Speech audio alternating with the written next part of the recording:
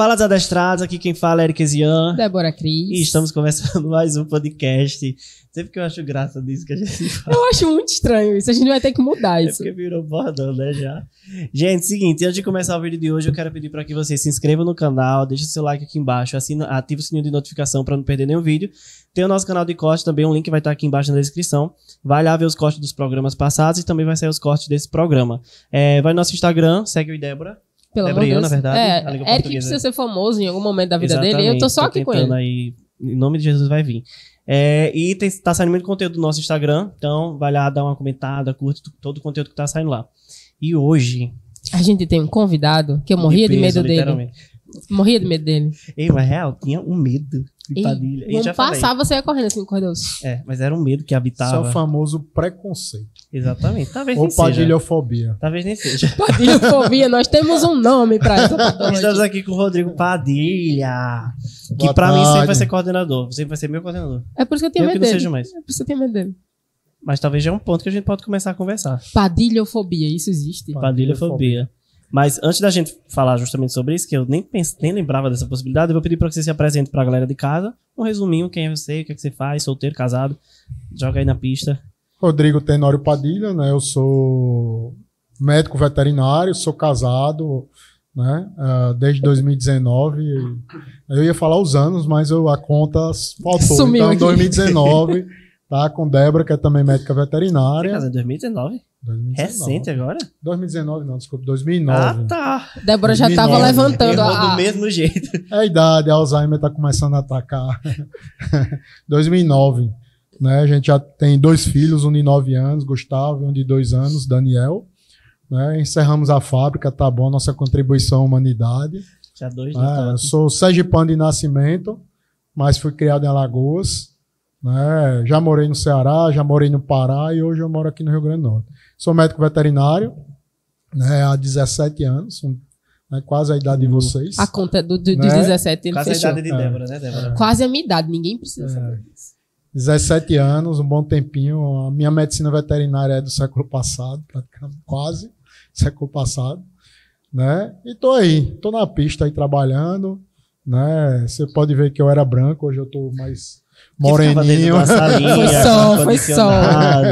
Agora tá no campo, na labuta. Isso aí eu voltei para as origens. Mas em ênfase com reprodução agora ou não? Sim, eu trabalho com manejo geral, né? Reprodução. Tenho 2 empresas, né, na verdade. Eu tenho a Reproduz, que é a minha empresa na área de reprodução e manejo geral de ruminantes. E tenho a Educampo, junto com Maria Clara, que esteve aqui, né? Maria Clara. Maria Clara. É uma empresa de cursos que a gente, através aí justamente da necessidade dela, a gente montou essa outra empresa, né? Ótimo. Então vamos falar de medo de Padilha. Padilhofobia, Porque, gostei você desse foi nome. coordenador da UNP Sim. durante quanto tempo?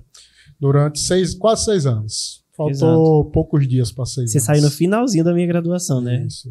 Acho que no meu 9º período você saiu. Eu tenho medo de você não tem noção. Tem noção mesmo. Muita gente, inclusive muita gente assim dizia que tinha medo de mim, mas muita gente que chegava próximo e conhecia, vi que não era, né, o bicho de 7 cabeças. Muito é da minha própria personalidade, né? Eu era, na minha juventude, uma pessoa muito trancada, sofri bullying, né? Então, às vezes, você transforma, né, seus entraves em algum tipo de proteção. Uhum. Né? De alguma forma era uma proteção na minha adolescência, mas também era né, a posição que eu estava ali. Não tinha como eu também ser, né? Oi, tudo bom? Como vai? Fala, galera. Me dá um beijo. Eu lembro que teve um período na faculdade que eu tava muito mal, psicologicamente, não sei se você vai lembrar disso. E ele mandou um recado dizendo que queria conversar comigo. A gente não era próximo ainda. Eu nunca fui. Porque Com medo. Eu tinha medo, eu sabia o que ele queria. Você vai me matar lá dentro. Até hoje nunca fui. Também nunca contou o que era, mas tudo bem. Mas tem essa questão Era mesmo para conversar com você. eu sei. Provavelmente sobre as tretas que tava dando. Mas a galera tinha um medo fora de série, eu acho assim. Eu tô pensando agora, eu tinha medo de Padilha, mas as 2 fotos que eu tenho com Padilha, ele tá rindo, jogado no chão, conversando com a gente. Tipo, do Iá e os cachorros, uma assim. coisa era eu lá dentro, né? A função que eu tinha, uma coisa era fora. Quem já foi pra exposição comigo, né? Quem já... É outra pessoa. Né? Quem bebia, quem já tomou uma comigo, via que era uma brincadeira. A gente tira onda, fala besteira, como qualquer outro, mas lá dentro a gente precisa manter uma certa, né? Inclusive eu tinha alunos de outras instituições que eu trabalhei que às vezes eles diziam assim que eu às vezes me esquecia que eu era professor e era estudante, porque eu ficava mais no meio dos estudantes do que com os professores, né? Mas assim, a posição que eu estava, né, a pressão que eu estava ali dentro, terminava que não deixava muito eu relaxar um pouco. Então isso muito atrapalhou muito. Sofri muito por causa disso, inclusive com contato com os alunos mesmo. Alguns alunos tinham uma certa rejeição de mim, mas né, a gente não pode também desfazer o passado, né? A gente tenta melhorar para o futuro, né? Então, muito disso vem da minha genética. Meu pai, né, o pessoal diz que você olha meu pai, parece o Jack Nicholson daquele filme Melhor Impossível. Ok. Né? Então, você olha meu pai, você já fica com medo, né? E tem um pouco lá da minha infância, eu era gordinho, sofri muito bullying. Na minha época não tinha bullying, né? A gente resolvia na paulada. Era, né? Tananã. Então eu tive que me fortalecer para me sobressair de alguma forma, né? Então uma delas provavelmente ser sisudo, né? Essa questão de arte marcial, sempre fiz arte marcial, karatê, judô, jiu-jitsu, sou faixa preta de jiu-jitsu, professor, né? Então essa parte esportiva, essa parte de academia, provavelmente veio tudo dessa época. A gente se tornou amigo justamente no período de exposição, né? Foi a exposição lá em Caicó. E outra pessoa. E eu lembro que foi feito um combinado na exposição por ele mesmo, que ele mesmo não cumpriu. Que ele chegou pra gente assim, quando chegar na universidade... Eu lembro de muita coisa, Padilha. Quando chegar na universidade, a gente mantém o tipo, distanciamento. Pra não ficar muito na fuleiragem. Eu disse, eu não tenho a menor capacidade. Não, eu nunca falei. Você falou isso. Você disse que a gente tentasse manter o máximo de seriedade com você. Não, eu disse a vocês que existia o professor, existia o coordenador, existia o Rodrigo. Não podia confundir. E foi impossível. Alguns momentos. Pra mim, acabou-se. É que você não consegue. Exatamente, você não consegue. Isso aí tinha aluno que ficava muito amigo meu que ia lá pra... É porque várias situações eu passei. Por exemplo, já teve aluna dizendo que era o melhor amigo dela e vivia lá contando os problemas dela de namorada, de não sei o quê, e chegava num ponto que eu tinha que... Eu já ia perguntar, tipo, alunas dando em cima da autoridade ali. Isso aí teve. Várias vezes. Né? Por isso que eu atendi aluna com porta aberta. Pra não dar treta. Do jeito que as coisas são e hoje... assim, infelizmente, Penso, né, gente? Infelizmente, a gente sofreu, eu e vários professores, algumas situações não agradáveis. Né? Nem tudo era verdade que se contava, né? Tanto de um lado como do outro. Então, principalmente a gente que é homem, né? Se utilizava algumas... Existiam professores que davam em cima de alunos, mas também tinha o contrário. Né? Então, assim, eu na minha posição, eu sou casado, minha esposa trabalhava no local, então eu tinha que manter um certo distanciamento para não ter, porque já tem fofoquinha. Né? Independente, já lançaram fofoquinha de mim de todos os quesitos inimagináveis, que eu tinha um caso com o Felipe, inclusive. Felipe, por favor, vem aqui explicar essa situação. Pronto, eu e o Felipe aqui ia ser show de bola para contar a resenha. Então, assim, então inventavam várias histórias, fofoquinha, para me inventar todo mundo, né? Então, assim, teve chamada para sair e tal, mas a gente tem que manter a postura, né? Padilha chegava lá na sala, parece que tocaram fogo nas meninas, assim. Que era coisa de outro mundo, ficava tipo... Isso porque não dava cabimento. Exatamente. Nem um sorriso esse homem dava, assim, de canto de olho, né? Oi, bom dia, boa tarde. Dava aquele sorriso, entrava, falava alguma coisa, mas não era nenhuma coisa que você via. Tinha duas alunas, alunas minhas, que elas sabiam que elas me quebravam me abraçando. Uma delas era Raíssa Tavares, e a outra Thaís Medeiros, se eu não me engano. Thaís, que eu acho que é endócrino agora. Nefro, não? Nefro, né? E Raíssa, que tá, eu acho, na parte comercial. Então, elas duas descobrindo que quando elas me abraçavam, elas me desarmavam. E eu ficava duro. Mas um outro recebendo o carinho do aluno, assim, que tipo, o que é que tá acontecendo aqui? Então, eu já ficava com medo do falatório. Mas é porque, infelizmente, hoje em dia, a gente vive num mundo que as pessoas distorcem muito, sabe? De ambos os lados. Antigamente, existia vamos dizer, um machismo, né?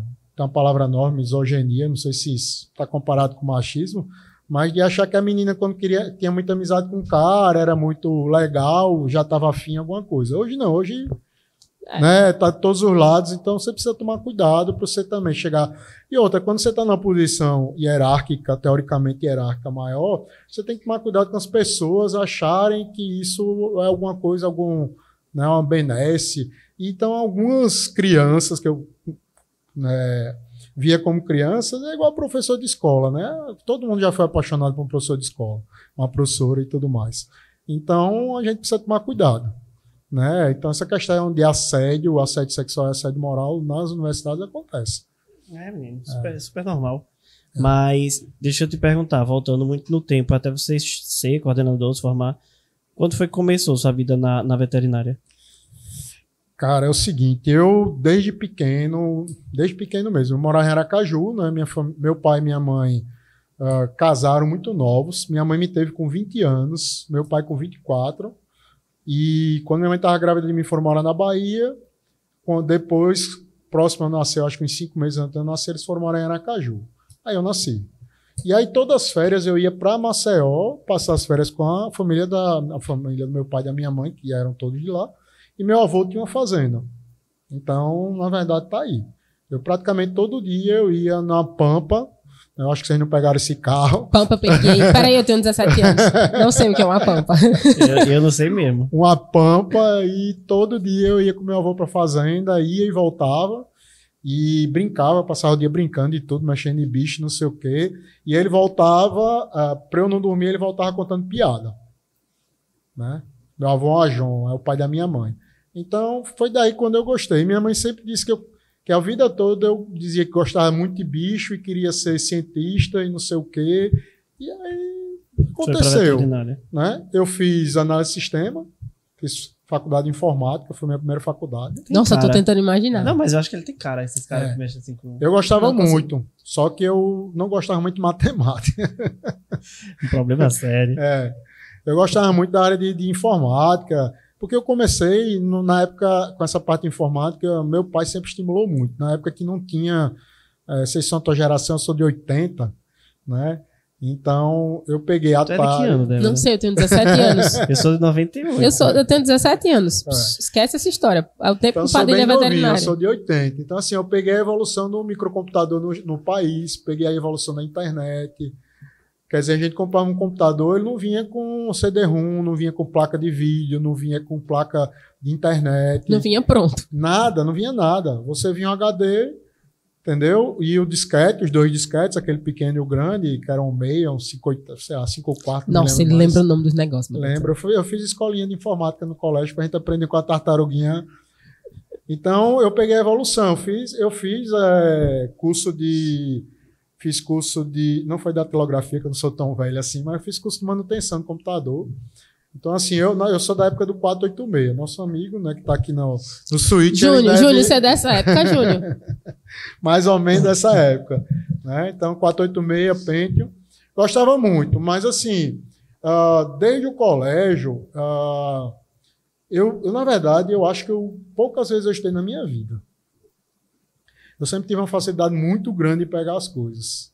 Mas a matemática, eu tinha preguiça.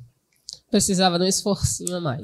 Então, assim, da 6ª ao 1º ano, eu fiquei de recuperação em matemática. Eu também. Até o pré, eu tava ali.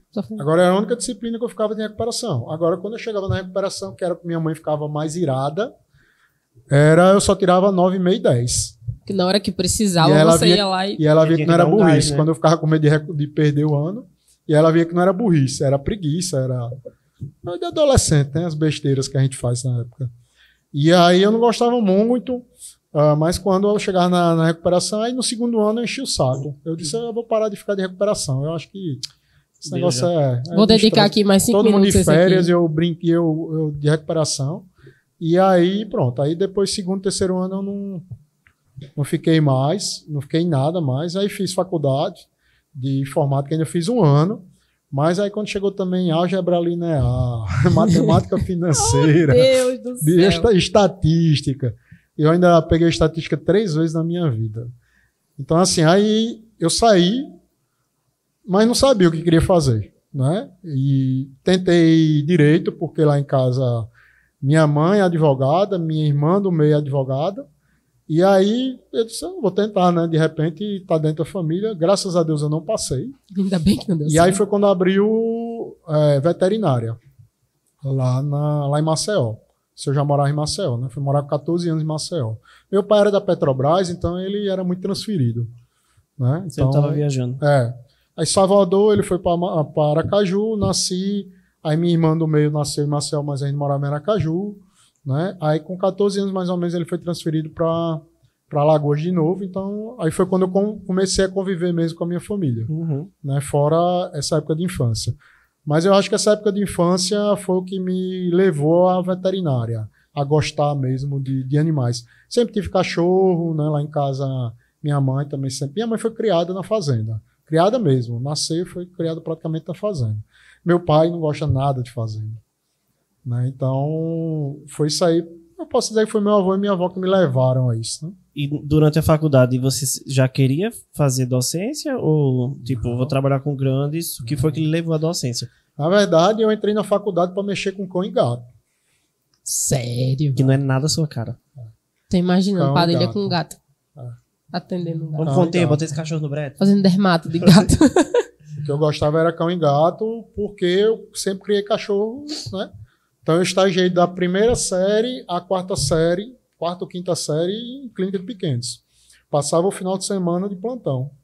Meu primeiro semestre, eu fui num amigo meu, que era dono de uma clínica, fazia na mesma turma que eu disse, meu amigo, eu quero estagiar. Não se preocupe não, que eu trago minha luva, trago minha máscara, trago o que eu precisar para não gastar suas coisas. Ele disse, não. Aí fui, estagiei. Então, eu só gostava de plantão, que era onde vinham as bagaceiras. Era Urgência, emergência. onde o menino chora, mas não vê. É onde você aprende, meu amigo. É onde você Exatamente. aprende a medicina. Entendeu? É plantão. Então eu pegava só... Por exemplo, quando eu cheguei em técnico operatório, eu já suturava... Quando eu cheguei em clínica de pequenos, terapêutico, eu já... Tinha noção de muita coisa. Muita coisa. Então, assim, a minha faculdade, que inclusive era uma coisa que meu pai e minha mãe achavam que eu ia ter trabalho, porque eu dava trabalho na época da escola, eu passei voando, né? E assim, nunca fui um aluno de 10, porque eu sempre tirava lá era diferente, negócio de peso. Eu não falava isso na faculdade para vocês não ficarem estimulados ao contrário. Pra gente não saber. Mas lá tinha um peso maior, as provas, então eu tirava nota boa nas primeiras, já estava passado, e aí Relaxava na outra. relaxava, aí tirava a nota baixa, aí a média baixava. Tinha um celular tocando. Era o meu aqui. Tava vibrando a mesa. Silencioso. E eu olhando, esperando Júnior algum viu vibrar. lá, Júnior viu lá no Vou até microfone. baixar o meu também, porque vai que dê problema. Não, foi o Vibracol. Mas... Tá fazendo o quê, menino? Sim, aí... Relaxava nas Eu últimas relaxava. provas. Sim. Mas assim, a veterinária, eu gostava Você tá falando sobre muito. peso, não? Hã? Você disse, nunca falei nada. É, o peso das provas. Porque eu estudava para passar nas primeiras, porque lá tinha a questão do peso, e se você tirasse a nota muito boa nas primeiras provas, Sim. a gente só precisava Teve um assinar período que- a última Era prova só, e já tipo, passava. Teve um Estava período lá. que na UNP tu tava assim, dava pra passar logo Era. no comecinho. Pronto. E Aí depois mudaram. Então eu praticamente quase todas as provas eu passava logo na primeira ou segunda, e aí a última eu relaxava, e aí a minha média caiu um pouquinho. Caía. baixava. Só que a gente tá na faculdade, tanto que assim, é igual o pai e mãe. Quando a gente diz para um filho, não faça isso, normalmente a gente fez. Entendeu? Provável. Normalmente a gente fez. A gente tá dizendo que a gente sabe o resultado. Uhum. Menino, faça isso. Então, provavelmente, aquela pessoa fez. Então, fiz. Então, quando chegava nessa fase do semestre, eu relaxava e a média baixava. Né? Mas eu lá estava preocupado com a média, Com ira e porque tal. meu sonho na faculdade no início era trabalhar na clínica de pequenos. E aí, quando foi mais ou menos ali pelo quinto semestre, eu fui fazer um estágio na fazenda do irmão do meu avô, de gado. E aí foi onde A chave virou. virou completamente. Né? Minha mãe disse que o sangue do meu avô falou mais alto.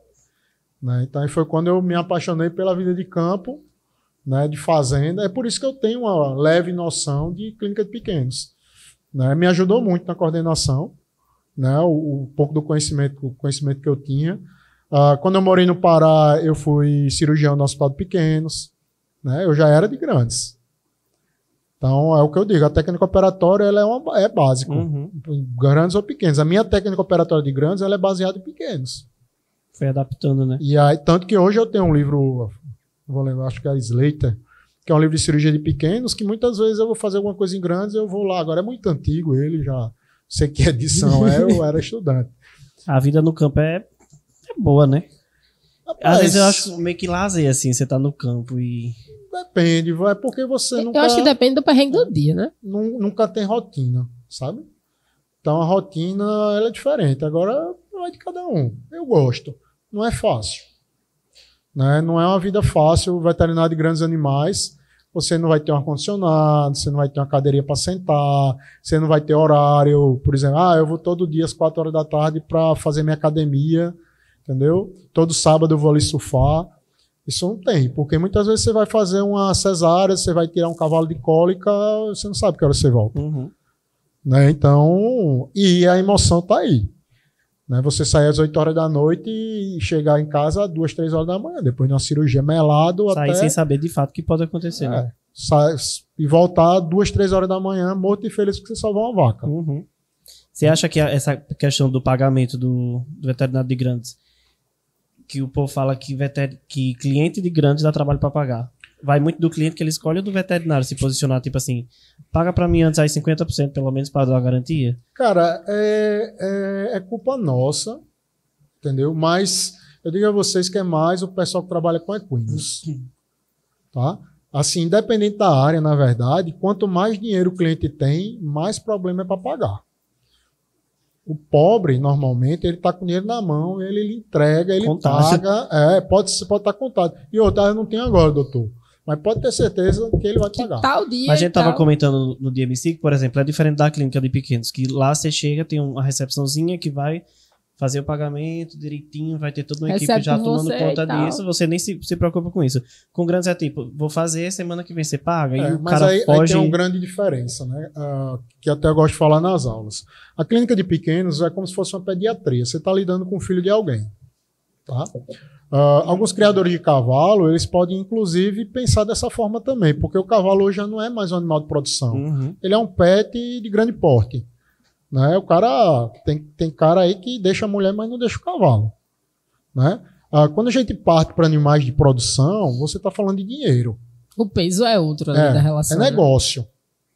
Tá? Então, você vai salvar seu filho, levar para um hospital desse tipo pediátrico. Você vai gastar o que você tem e o que você não tem. Vai deixar o seu fígado, né, empenhado ali para você salvar. Quando você fala do seu carro, se você não tiver, você vai deixar ele quebrar. Né? Você vai dar outro jeito. Então, o pensamento é um pouco para esse lado. Acho que a emoção é diferente, né? Agora, sim, tem muito também desse problema da gente não saber formar preço. E não vem de vocês que recém saíram ou não saíram da faculdade. Isso é um problema crônico da medicina veterinária. A gente tentou, inclusive, na época lá que eu era coordenador daquela instituição, sanar esses problemas de empreendedorismo, de saber o que é negócio. Tanto que eu fui fazer MBA depois de formado, fui fazer quando eu já era coordenador. Eu fiz 2 MBA na área de gestão, para aprender a fazer gestão de negócio. Então, assim, e não quer dizer que eu aprendi, porque gestão você aprende fazendo. Né? Tá? Porque hoje essa história de empreendedorismo, todo mundo diz que é uma coisa linda, maravilhosa, você tem que empreender. Não é bem assim.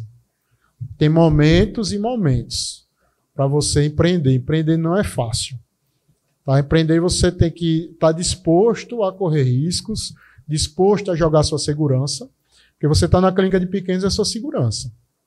Você está ali recebendo, você tem um pormenor para receber ali. Tem uma coisa certa aí. Certinha. Momento. Agora, você abrir um negócio, e eu digo a você que eu mesmo, com a minha idade, vocês sabem que eu já tive um pet shopping, não tive uma boa experiência, por N motivos, mas me trouxe outras benesses, né? Então, escolhas e um conhecimento de uma coisa que eu não conhecia. Né? Empreender formalmente. Empreender informalmente é uma coisa, empreender formalmente é outra coisa. Que hoje você empreende mais? Hoje eu empreendo formalmente, mas Sou Você eu não tem e tipo eu. estabelecimento fixo e Eu tal. não tenho local, eu não tenho funcionário, graças a Deus. Pois é, eu fico pensando no peso do local, Funcionário. do funcionário, do cliente ali no pé, que é Sabe, diferente. é um problema muito grande aqui no Brasil. Primeiro começa na escola. Na escola a gente não é treinado para ser empreendedor. A gente é treinado para ser empregado. A gente não é treinado nem pra lidar com dinheiro, né? Então, assim, isso é um problema brasileiro, né? Por exemplo, nos Estados Unidos, você aprende a gerir projetos. Então, dentro desse projeto é empreender. São todas escolas? Não sei porque eu não morei lá, mas é o que a gente sabe da educação. No Brasil, não. Claro, a gente vem evoluindo. Hoje a gente, claro, que a crise, ela traz, né, às vezes, lhe joga na cova dos leões sem saber lutar e você aprende a lutar. No braço mesmo. No braço. Por exemplo, quando eu virei coordenador, eu nunca pensei em ser coordenador na vida. Né? Na verdade, eu nunca pensei em ser professor na vida. Eu já ia perguntar, tipo, em algum momento foi sua vontade de dar aula, tipo... Eu gostava de ensinar as coisas, de capacitar pessoas. Minha mãe é professora, minha mãe é advogada, mas a paixão dela é lecionar. Mas não foi conscientemente, foi um caminho que foi aparecendo. Mas, por exemplo, eu fiz mestrado, na verdade, porque eu vi uma palestra do Dr. Gustavo Ferrer, que é um grande veterinário de reprodução que hoje trabalha em Garanhuns, né, na UAG lá, que é a universidade que tem lá em Garanhuns hoje, e eu vi uma palestra dele na época, inclusive sobre FIV equina, para você ver, na época era impossível fazer FIV equina, hoje já faz. E eu achei muito bonito quando... Menina, eu sou muito de pequeno. Você falou Né? FIV equina, eu pensei que era FIV fel. Eu pensei no FIV. Lembrei que fertilização in vitro, fertilização in vitro. né? Menino, buguei bonito. Assim, eu achei que equina tem FIV. Todo mundo bugou nesse momento que tá aqui assistindo, aí pensou na FELV. Fertilização in vitro. Então, eu achei muito bonito quando apresentaram ele na palestra. Né? Dr. Gustavo Carneiro Ferri, mestre em não sei o quê, doutor em... Não para. Né? Pós-doutor de não sei o que. Caralho. Esse homem dormiu na vida dele? E na verdade, o que eu sonhava é voltar para a fazenda do meu avô, né? Depois que eu já trabalhava com grandes. E gerir um negócio. E gerir a fazenda, criar gado, criar os meninos buchodinhos de cueca, né? Tá lá, bem nariz imerso escorrendo. no campo. Esse é meu sonho, mas era uma coisa que meu pai odiava eu falar sobre isso. Que ele não queria de jeito nenhum que eu seguisse esse caminho. E aí, quando eu fui fazer o supervisionado no Ceará, né, que foi onde eu fiz meu supervisionado no final do curso, o pessoal gostou de mim, né? Conheci Débora, que hoje é minha esposa, ela deu em cima de mim, né? Ela vai dizer que é mentira, a gente mas precisa ela trazer deu. Débora aqui para confirmar essa história. Débora, eu acho que você pode vir próxima semana se defender disso aqui agora. Ela é uma boa convidada para Débora. vocês. Então, assim, na verdade, os dois, né? Mas eu sempre fui mais na minha, né? Então, quando um é mais quieto, tem que ter uma pessoa mais atirada. Alguém tem que ir lá né? fazer alguma alguém coisa. Tem que tomar, alguém tem que levar o pão de mel ali né? para dar um jeito. Entendeu? Então, nossos primeiros encontros era dentro de um laboratório contando espermatozoide de bode. Nossa, que romântico. Romântico ao Nossa, extremo. super. Que date, que date. A coleta também era feita junto, em Tudo, parceria? era tudo, porque era meu projeto. Ela começou a me ajudar no projeto e a gente começou conversando aí e aí começou o namoro. Aí foram coletar em outros locais. E aí, nesse laboratório que eu estava, fui convidado para fazer mestrado e aí eu disse, eu já estou com mestrado mesmo, vou emendar. Né? Mas eu nunca deixei de trabalhar. Nunca. E aí, isso eu estou falando em 2005. A minha primeira experiência como docente mesmo foi em 2011. 6 anos depois. Quando eu já estava, 2011 eu já estava... 2011... Foi 2011? Não, foi 2009. 2009. Em 2009. Quando eu já estava no doutorado. Né? Então eu sempre tive Débora até ela disse, é corajoso demais, porque eu nunca disse não para uma oportunidade. Nunca. Por exemplo, essa de dar aula, eu tinha que ir para Sobral, morar em Sobral, interior do Ceará, a 200 e tantos quilômetros de Fortaleza. Já era aula para a universidade? Já era aula, né? Uma faculdade que tinha lá, em Sobral, INTA. Para as disciplinas de grandes. Eu dava anatomia, dava fisiologia, dava patologia especial, Nossa. genética, melhoramento, bioquímica. Tudo, sobrou a clínica de A pequenos. faculdade era a primeira até o 10º período só com ele dando Só aula. coisa, tinha ele. Então, assim, eu nunca neguei. Quer dizer, a única disciplina que eu neguei dar foi histologia. Hum. Tá? Não, Essa de eu Deus. neguei dar. Eu Que disse, era tudo não, rosa com não, eu não É tenho tons de rosa e roxo. Não, é porque, na verdade, quando eu fiz histologia, a gente decorava o formato que tinha na lâmina. Claro que eu não ia falar isso pra vocês na época da Meu filho, coordenação. mas claro Vocês que estão ouvindo isso, minha gente? Vocês estão ouvindo isso aqui agora? Entendeu? Então, assim, eu achava que eu não tinha capacidade de dar essa disciplina. Mas, assim, eu já dei várias outras disciplinas e eu acho que, assim, a capacidade todos nós temos. A gente precisa meter as caras e fazer. Né? Por exemplo, a primeira cesariana que eu fiz sozinho, né? A Débora foi dirigindo, ela era minha namorada, foi dirigindo, eu acordei ela num domingo de madrugada e eu peguei um livro, fui lendo, cheguei lá, comecei a fazer, eu tinha noção da faculdade e fiz a cesariana, ela me abandonou no meio da cesárea. Eu já ia perguntar, ela tá lá do seu ladinho, lhe auxiliando. Não, ela Mas começou ela a passar abandonou pra essa, mal. que eu pergunto, Ela passou correu. mal. Começou a passar mal, eu disse, eu vou no banheiro. Eu digo, "Ih, vou ficar sozinho aqui." Perdi Pronto, meu foi auxiliar. dito feito. Nunca auxiliar Ô, que tinha. estagiária boa. Mas deu tudo certo a cesárea. Não, deu tranquilo. Teve Então, nenhum assim, perrenguezão. depois desse dia ela viu que eu não negava nada. Você sabe fazer isso aí? Se eu não souber, E no aprenda. campo Se eu parece não que é souber muito até assim, eu né? chegar Você- aí, eu já tô aqui, ó. No campo parece que você vai aprendendo tudo ali na hora. Porque na faculdade a gente não sei nas federais da vida aí. A Todas gente são não... assim. É porque, tipo, é um animal de produção. Às vezes o proprietário ele não vai liberar uma fazenda pra gente mexer e tal. Então tem um pouco de déficit na área prática. Eu vejo que todo mundo que vai pra grandes acaba aprendendo ali na marra mesmo. Na verdade, todas. Eu acho que é de todas as áreas, Eric. Todas as faculdades elas têm esse déficit de prática. Uhum. Todos. Eu me formei na particular, tive muita prática, mas a gente se doava. A gente se doava mesmo para aprender. Era uma coisa que eu falava muito com vocês isso. O professor dizia assim, meu amigo, morreu um avestruz ali Uhum. no quinto dos infernos. Bora. A gente andava com as coisas da gente dentro do carro, porque aparecesse qualquer oportunidade, a gente se metia e ia embora. E aí não ficava, vai ter ônibus. Vai ter ônibus. Nossa, eu acho que é a frase que Padilha mais verdade, odeia. e tem que ter ônibus. A gente não queria, a gente queria, que era uma coisa que eu vivia falando isso para vocês. Vocês podem estar, hoje a UFMG e a USP são as melhores do país, ou pode estar na pior. Amigo, quem faz o profissional é o aluno. Uhum. Né? O aluno não, é o estudante. Porque o aluno é só aquele cara que assiste aula. O estudante é aquele cara que assiste aula, se prepara, lê, estuda, vai para um estágio, procura se desenvolver.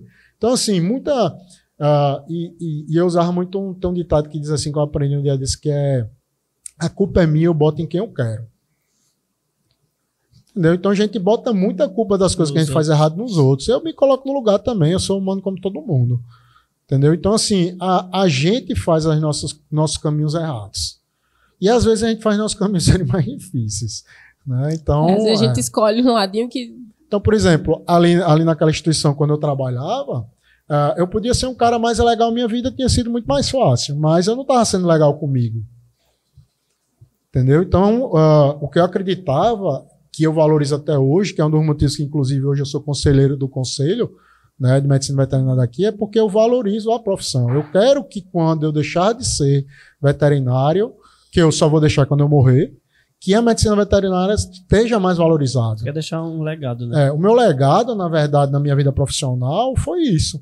Eu abracei, quando eu estava lendo aquele curso, isso. Era fazer um curso de qualidade, com todos os defeitos que tinha, porque eu não ia conseguir. Como eu dizia muito assim, talvez se o curso fosse meu, eu já tinha quebrado, porque eu ia querer fazer o melhor e a parte financeira não ia compensar. Não ia responder, né? Não ia ser viável economicamente.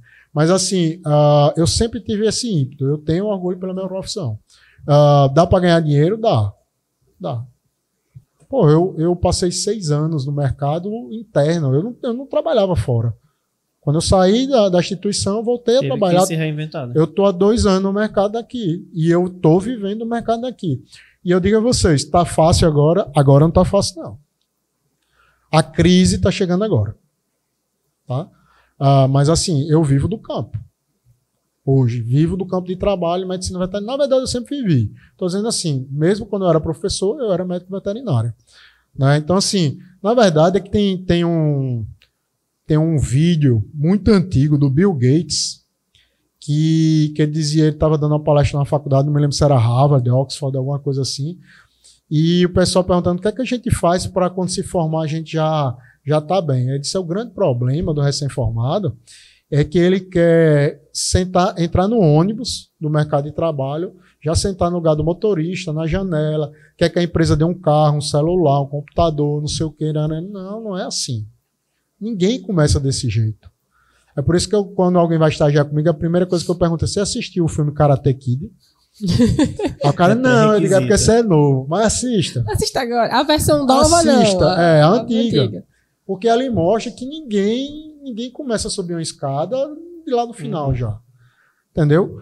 E o grande problema dos jovens hoje é que eles se descansam muito rápido. Eu tenho 17 anos de formado. Eu estou me reinventando a cada dia. Tenho 17 anos de formado, tenho mestrado, doutorado, pós-doutorado, 2 MBA nas costas de experiência em várias frentes. E estou me reinventando. Um cara que acabou de sair, às vezes o cara que já entra na faculdade, ele acha que já sabe ser veterinário. Já sabe de tudo mais um pouco. Quando ele faz isso, na verdade, ele afasta oportunidades. Quando a pessoa diz assim, você tem que ser humilde. Humilde não é você baixar a cabeça. Humilde é você entender que você... Acho que vocês lembram de uma palestrinha que eu dava para vocês, que eu mostrava, vocês estão aqui beber, vocês vão começar a engatinhar, vão começar a caminhar, falar. O sermãozinho do começo do semestre. Entendeu? Porque assim, muita gente entrava e já queria... Então assim, tem veterinário hoje, que eu vejo, por exemplo, que são referências no estado. Doutora Romeica Reis vive indo para congresso, ou dando palestra, ou participando, se atualizando sempre. É um cara, vamos dizer assim, um fedelho da veterinária. Acabou de nascer. Sabe de tudo. A gente nunca sabe de tudo, eu não sei de tudo. Né?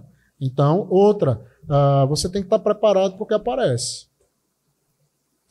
Né? Eu não quero dar palestra de autoajuda aqui, não. Então vamos mas sempre acaba nisso. Não, mas eu tentei. Você vai perguntar alguma coisa? Não, é só completar o que eu dizer. Todos os papos que eu tive com o Padilha na vida se transformam em conversa de autoajuda. Começam ou terminam. Vários assim. papos. É porque eu me sinto velho, aí eu fico tratando como dando conselho pro menininho. Falando um pouquinho sobre esse sentimento de eu quero deixar a medicina veterinária melhor do que eu peguei, né? Quero deixar um legado. Foi daí que surgiu a Educampo? Tipo, passar melhor pra galera que tá procurando informação?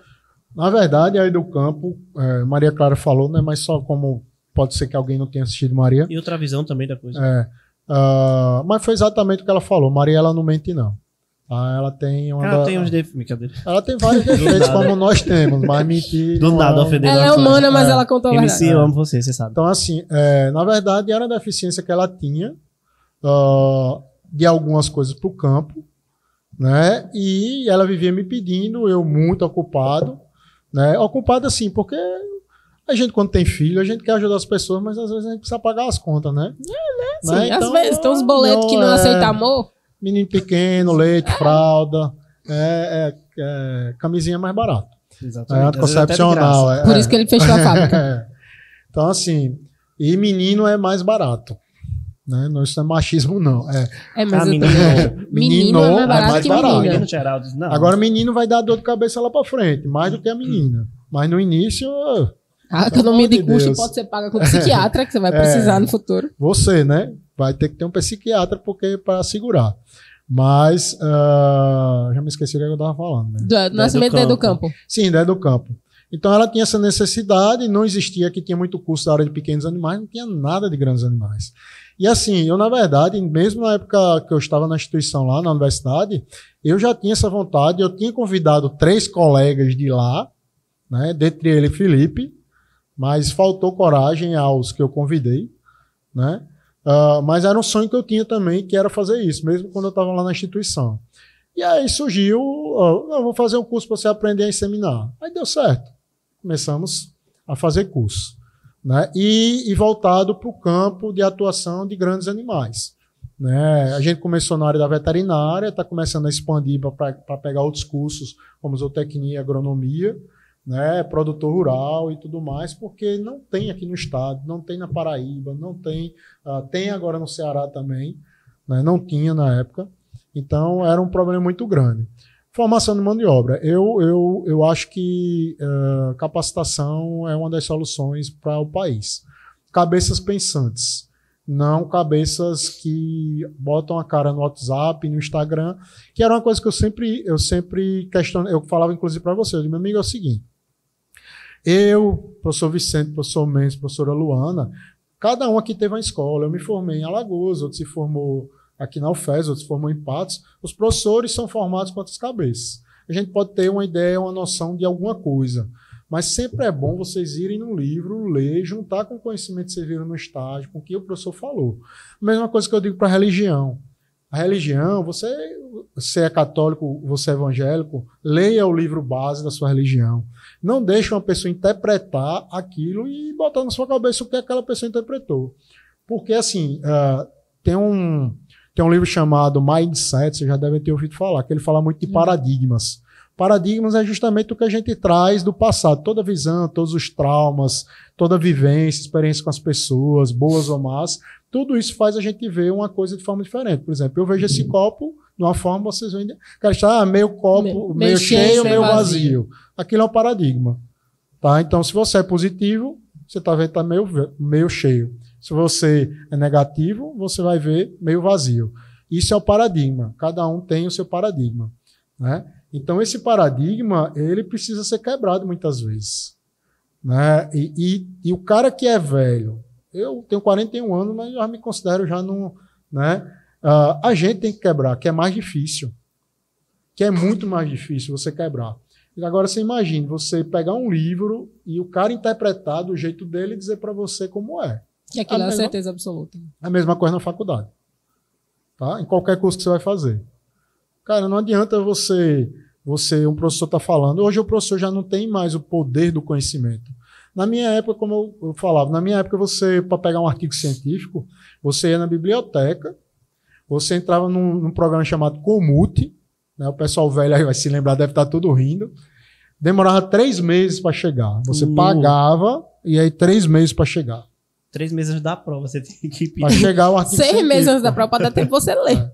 Entendeu? Hoje, você pega conhecimento que você quiser, PDF, artigo científico, você entra até no próprio Google. Hoje já tem o SciHub, que você entra em artigo pago, pega de graça. Fica a dica, galera. Não foi eu que falei. Não foi. Entendeu? Porque eu acho que essa pessoa que criou o SciHub, ela fez um benefício, porque eu acho que a ciência ela tem que ser de todos. Mas essa é o textinho do, o textinho site. Dela, Conhecimento deve por ser isso para que todo mundo. A ciência tem que ser de todos. É um absurdo o que se faz hoje com ciência. Você publica um artigo, você paga o cara e o artigo ainda fica fechado lá. Problema, entendeu? Então, a educação, não só no Brasil, ela tem que mudar um pouco, inclusive acesso a conhecimento. Melhorou muito, só que piorou o quê? A vontade de ir atrás desse conhecimento. Que é muito fácil, né? Por exemplo, eu digo a vocês que eu sou de grandes animais, mas se eu parar aqui e resolver ser de pequenos, eu sou. Você desenrola tranquilo. Sou. Qual vai ser a diferença minha para um cara que está se formando? Experiência. Não é conhecimento. Experiência. Né? Por exemplo, eu tenho uma experiência que eu sempre, você já deve ter escutado na aula minha. Uma vez eu fui na fazenda, fui chamado para uma vaca que estava caída, né? Essa vaca caída, eu recém-formado, doutorzão, né? Ninguém sabe mais do que eu, não sei o quê, não sei o quê. Cheguei, eu digo, tá caída, bota aí calço, soro, e não sei o quê, e nada da vaca se levantar. Aí vem um senhorzinho, pequenininho, cearense, né? Cearense daqueles matutão bravo, botou a mão no meio de sua vaca assim, que foi aí, não sei o quê. Eu disse, não, a vaca tá com hipocalcemia. Aí ele lá sabia o que eu estava assim. Hipocalcemia, ele disse, tá não, doutor, essa aí ela quebrou a alcatra. Aí, quebrou a alcatra o quê, não sei o quê. Tal. Aí, só que chegou num ponto que eu já não sabia mais o que fazer. Ele disse, quebrou a alcatra, pode mandar matar. Quebrou, aceitou o diagnóstico. Quebrou a alcatra. Aí eu disse, eu já fiz de tudo, já dei choque, já essa vaca não se levanta. Aí ele disse, pode mandar matar, ela quebrou a alcatra. Aí mandou matar, né? Abater, no caso, né? Abateu o animal, quando eu abri, ela tinha quebrado o fêmur, que é onde fica a carne da alcatra. Entendeu? Então, assim, ele não fez faculdade. Ele tinha experiência. Cara, um senhorzinho devia ter os seus 60 para 70 anos. Imagine quantas vacas ele viu já viu muita vaca acontecendo quebrando isso. A alcatra. Quebrando a alcatra. Entendeu? Então, assim, a diferença é a experiência. Então, assim, eu sempre gostei de falar com os mais velhos, de conversar. O avô da minha esposa mesmo, eu sentava com ele, passava horas e horas conversando. Né? E ele não tinha estudo, mas era extremamente inteligente e esperto. Né? Esperto no bom sentido. Né? Então, ele me contava as histórias, eu ficava só de butuca, só vendo a questão. E aprendi muito com meu avô, contando história, com meu sogro, com meu pai. Meu sogro é veterinário também, então meu sogro me passou muita coisa. Então, assim, a diferença do mais novo para o mais velho é a experiência. E a experiência você não encontra no livro, não encontra no Google. Tem que botar a mão na massa. Mão na massa ou se juntar com uma pessoa que tem experiência. Né? Então, é uma coisa que eu aprendi. Inclusive, eu não aprendi nem na educação, eu aprendi no jiu-jitsu. Né? Quando eu fazia jiu-jitsu, eu gostava de treinar com os caras que tinham as faixas mais altas. Eu ia apanhar, mas eu ia aprender. Apanhava, mas aprendia. Entendeu? Por causa da experiência. Então, ele ia fazer uma coisa e eu ia aprender o que ele estava fazendo. No belo dia, eu ia aprender a me defender. Então, esse é um pouco do pensamento. Né? É aquele mesmo ditado que diz assim, a gente só se encosta em árvore que dá fruto, dá sombra. Né? Que o pessoal diz, isso é um pouco de interesseiro. Mas a vida da gente é interesse.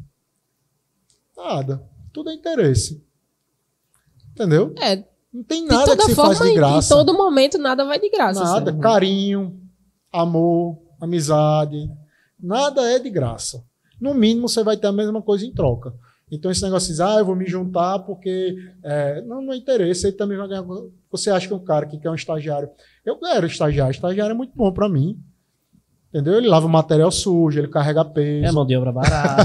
Mão de obra barata. Almoço, às vezes, né? Entendeu? Aí ele está aprendendo, mas eu estou tendo benefício também. Parceria, não viajar sozinho. E, às vezes, muitas vezes, viram os amigos. Todos os meus estagiários são meus amigos hoje. Né? Maria Clara, Isaac, Milena, Igor, foram meus estagiários supervisionados e são meus amigos hoje. Né? Então, é uma mão dupla. Eles tiveram que escutar meus lamentos, eu tive que escutar os lamentos dele alguma hora. E fizeram companhia na estrada. Quando se forma, Padilha, ajuda aqui acaba todo mundo sendo beneficiado. Alguns são assim, outros acham que sabem de tudo, não ligam mais pro professor. Eu prefiro ligar. Que não lembram nem a data do aniversário. Né? Dia 10. Lembrou o mês, né? Lembrou o mês. Não, dia 9. Era um dia depois. Porque eu sabia que era um negócio do veterinário. Agora sim, a gente passa muito perrengue na área de grandes. Atolar carro, quebrar carro, ver. Então, assim, história não falta. É tanta história que às vezes a gente não sabe nem por onde começar. Mas grandes animais têm campo, né? Tem lugar. Mas, assim, o grande problema da nossa profissão que eu vejo hoje é modismo. Tá? Modismo em todas as áreas. Por exemplo, na minha época, ninguém queria mexer com cavalo. Quem era grandes era ruminantes. Ninguém queria mexer com cavalo. Cavalo era bicho melindroso. Ninguém queria. Claro, quem foi mexer com cavalo se deu bem porque não tinha concorrência. Hoje, ninguém quer mexer com ruminantes. Todo mundo quer mexer com cavalo. Quem quer mexer com cavalo quer fazer o quê? Odonto. Né? É sempre assim. É verdade. Às vezes fisioterapia, né? Fisioterapia e odonto, mas são as áreas hoje que são mais procuradas. Aí hoje, pequenos animais, qual é a moda? Ozonioterapia, canabidiol. Né? Cada época você tem uma moda. Quando você é o pioneiro, ok, show de bola. Tá bom, né? Você abriu aquele caminho, só tem você. Você é. Né? Igual o Uber, Netflix, né? Que chama de oceano azul, né? Quando você cria um mercado que não existe ninguém. Né? Depois vira um oceano vermelho, porque aí os outros vão querer imitar. Todo mundo vai copiar, né? Copiar, e aí seu lucro ele vai ser diluído. Tem que tomar cuidado na nossa área, né? O modismo. Porque você não faz Eu não sei se já teve curso de fisioterapia e reabilitação equina na Educampo. Não, você ainda vai ter não. um de manejo agora. Ainda não. Manejo tem nutricional. Manejo nutricional. A gente está entrando na área de equinos agora, né? Principalmente por causa da questão de mão de obra, vamos dizer assim, dos colegas habilitados, capacitados, que se adaptem ou se adequem ou se encaixem com o nosso pensamento, né? E a gente tenta trazer pessoas novas para dar oportunidade também, porque a gente sabe que é uma coisa que o pessoal é muito novinho, recém-formado, não sabe nada. Sabe, precisa, às vezes, de uma oportunidade. E às vezes não sabe, mas você dá uma oportunidade e o cara vai precisar saber. Vai ralar para aprender. Para aprender. Entendeu? Então, assim, muita gente sofre. Eu sofri no começo Então, assim, você sempre precisa de alguém para lhe dar uma mão. O cara diz, mas você tem um pai, um sogro. Você tem que ajudar mesmo, meu amigo. Tem que ajudar. Meu sogro me ajudou muito no início da profissão. O cara tá no mercado, pô, vai lhe ajudar. Com certeza, vai bem indicação é tudo hoje também. Quem fala que você, porque você, seu pai, seu sogro, é porque ele não tem. Provavelmente. E aí tá falando mal de você por isso. Mas tem, pô, todo profissional novo, ele precisa do empurrãozinho. Em qualquer área, né? Gente, para ser estagiário agora, a gente precisa de uma indicação. Tipo... Entendeu? Então, assim... Então, uma das coisas que eu aprendi durante a minha época de coordenador lá, que eu tinha dificuldade, era a comunicação com as pessoas. Né? Que era de onde vinha a padilhafobia, provavelmente. Né? Eu não vou esquecer da padilhafobia, gente. Porque, às vezes, eu sempre fui sisudo. Quando eu estou num local que eu não conheço as pessoas, eu fico calado mesmo. Eu sou assim. Depois eu começo a contar piada. Aprendi a contar piada no Ceará pra me enturmar, né? Porque no Ceará, se você não contar piada, você ou morre ou mata. E às vezes é uma piada boa que ele conta, umas piadas que... Mas enfim, eu lembro de um específico que ele contava na faculdade, do Nó das Tripas. Pontinhos. Nó das Tripas. Eu não sei se o da caneta foi você. Mas o Nó nas Tripas Nó nas Tripas era uma piada, mas era também o moral da história, né? Que o Nó nas Tripas era um aluno. Eu já ia dizer, conta aí pra gente deixar. Que o cara era um fazendeiro rico do interior. Ela não é muito boa, não. Ela é mais pra moral da história. E é antiga essa piada. Que é uma história que a gente vive. Essa aí vai pro corte. Eu vou guardar, a gente vive, eu vou cortar só esse pedaço. Então a piada é o seguinte: o cara rico manda o filho, não teve oportunidade de estudar, enriqueceu por causa do comércio e tudo mais. E aí manda o filho para a cidade, para a capital, para estudar. Todo mundo conhece uma história parecida. E aí o cara chega na cidade, ao invés de se dedicar para voltar e dar resposta ao seu pai, à região, quando ele foi criado, ele vai fazer farra, tomar cachaça, não sei o quê. E aí no final, resumindo a história, ele se forma, volta para sua cidade, o pai dá uma festa para comemorar o filho doutor, né? E aí no meio da festa um vizinho tem um problema com a vaca e pede uma ajuda, né, sobre que o cara se formou veterinário. E aí ele não queria ir, porque estava na festa, não sei o quê, o pai obrigou ele a ir para mostrar que ele era doutor. E aí o cara não sabia o que fazer, né? E aí ele mandou um cara ficar atrás da vaca e ele ficou na frente com o cara abrindo a boca. Aí disse, abre a boca. Aí abriu a boca. Aí disse, agora você aí levanta o rabo. Aí o outro levantou o rabo. Ele disse, tá me vendo? Ele disse, não, tô não, já sei o que é. O que é? Nó nas tripas. Por quê? Não é uma piada digna. Mas valeu, né? mas valeu. Eu lembro mais de uma umas que eu moral não de posso contar, história. que era mais pesado. Você contou lá em Caicó. Não conto Depois eu piada conto. pesada. A Não. plataforma é outra. A plataforma é outra. Sempre volta. Deixa eu te perguntar uma coisa que eu gosto sempre de perguntar aos meus professores ou coordenadores que vieram aqui. Qual a sensação hoje de saber que você meio não, né? Que é uma referência para muita gente, que você é influente na vida de muitas pessoas. Você não tá mais como coordenador, mas você formou quantas turmas, né? Já? Acho que... Eu formei muitos. Alguns fora daqui, de outros estados e também. muitos alunos. Para mim, você sabe ser uma referência. Mesmo que eu não seja de grandes, mas por milhões de motivos. Qual é a sensação, assim, quando... Porque você disse que queria deixar um legado, mudar a medicina veterinária. Era o meu objetivo. Né? Eu, na verdade, quando vejo um aluno meu se dando bem, galgando, eu me sinto orgulhoso de ter feito parte. Claro que a gente sabe que é a pequena parte, tem o esforço do cara, dos pais de ter pago, e várias outras coisas, mas eu, por exemplo, hoje eu tive uma notícia muito legal.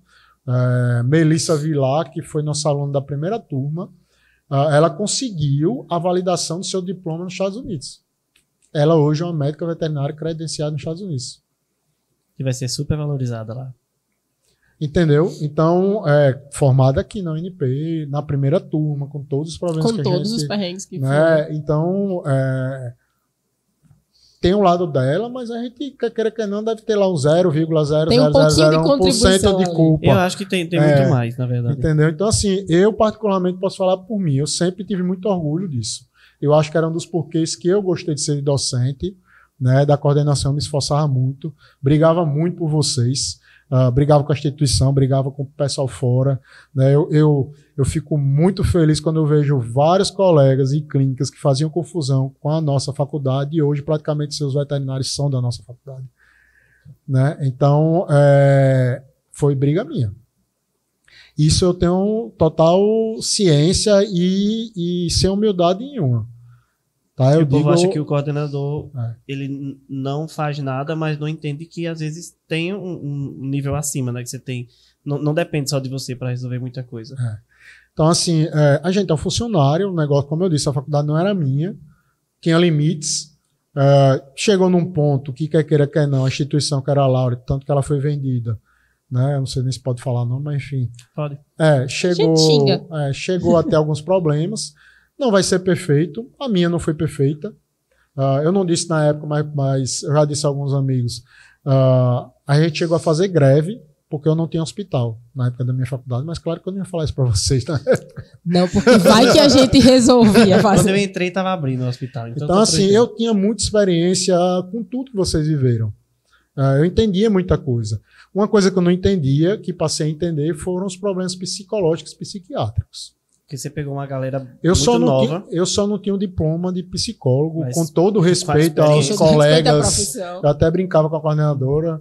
Eu disse, eu acho que eu devia receber o diploma por serviço prestado. E dei aqui por osmose aqui. Né? Então, assim, mas que inclusive é uma coisa interessante, porque eu não tinha preconceito, mas eu tinha um pouco de cuidado a partir do momento que eu comecei a ter problemas psicológicos também.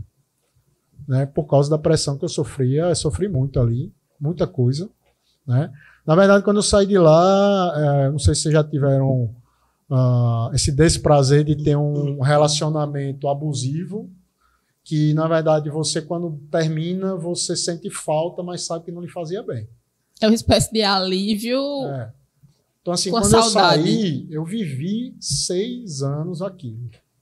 6 anos. A parte da sua rotina. Eu não trabalhava 40 horas. Eu até brincava de quantas horas tem na semana mesmo, final de semana, tudo. Eu vivia trabalhando. Mesmo eu estando em casa. Hoje, mesmo eu viajando para o interior, eu convivo muito mais com meus filhos quando eu trabalhava lá. Entendeu? Porque era puxado. Então, eu cheguei a ter transtorno de ansiedade. Né? Eu até brinco que o meu transtorno de ansiedade era quase que aquele transtorno de soldado que volta da guerra. Porque eu vivia em alerta. Vocês ficam, tem um FBI, uma CIA. Não era porque vinha uma pressão de cima para mim e eu tinha que estar ligado em tudo, entendeu?